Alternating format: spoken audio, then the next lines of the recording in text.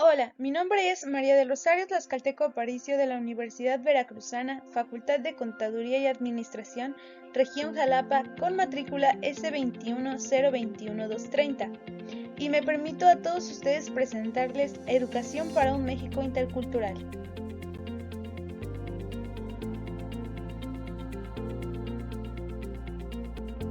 Antes de iniciar con el tema, me gustaría presentarles dos conceptos que considero muy importantes para saber más de nuestra información. Primero iniciaremos con lo que es la educación.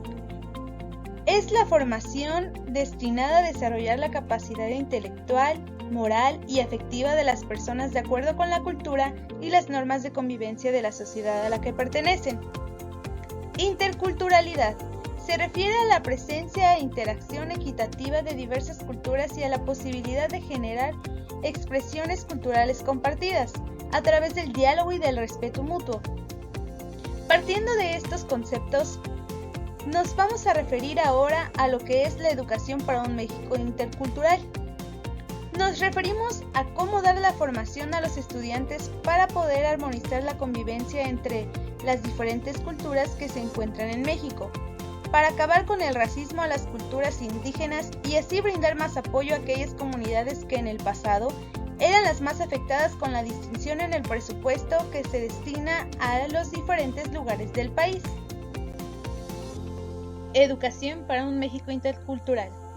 En México habitamos diferentes tipos de personas que pertenecemos a culturas distintas. Cada población está constituida por sus propias tradiciones y es lo bello de México, pues los residentes de cada lugar sí comparten cosas, por ejemplo, el cómo realizan sus fiestas o su vestimenta. Aquí en México, a pesar de que todos comparten el mismo territorio mexicano, existen varios lugares dentro del país en los cuales se hablan distintas lenguas que son particulares de sus zonas. A pesar de que en México se han ido dejando en el olvido las lenguas indígenas, aún hay una pequeña parte de la población que sigue manteniéndolas vivas.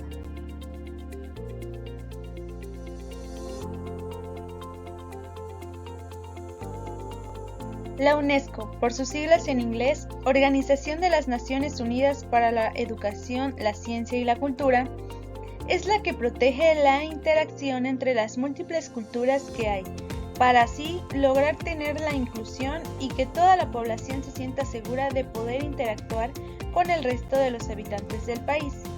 Es muy importante que en nuestra educación nos fomenten el poder convivir con personas de distintas culturas. Cada persona tiene la oportunidad de aprender o enseñar cosas de sus lugares de origen. Así, todos ganamos, pues todos podemos conocer lo diverso que es México y por qué es de los países más lindos del mundo. Anteriormente en México estaban muy olvidadas las regiones indígenas, pues no se les destinaba lo suficiente para poder tener cosas que realmente eran necesarias, como la educación. Tal parece que los gobiernos pensaban que eran zonas que no valían la pena mantener con su presupuesto digno sus actividades y por esa razón la cantidad era mínima y la población no podía acceder a niveles superiores de su escolaridad y así fue por un largo tiempo. En México fueron creadas comisiones por la administración pública de Vicente Fox para poder incluir mayormente las distintas culturas para el desarrollo de los pueblos indígenas y también la creación de instituciones. Por ejemplo, la creación del Instituto Nacional de Lenguas Indígenas, o sus siglas INALI, o el Instituto Nacional Indigenista, o sus siglas INI. Educación para lograr la interculturalidad. Apoyándonos de la educación, podremos lograr que México sea un país unido con nuestras culturas, pues, aunque muchas personas no lo veamos, las culturas han logrado que México sea un lugar mayormente turístico, pues, vienen de otros países para conocer las distintas tradiciones y lenguas que se han mantenido en este país. Nosotros probablemente no le damos la importancia que realmente se merecen, pero eso ha ayudado a que la economía a través del turismo siga creciendo.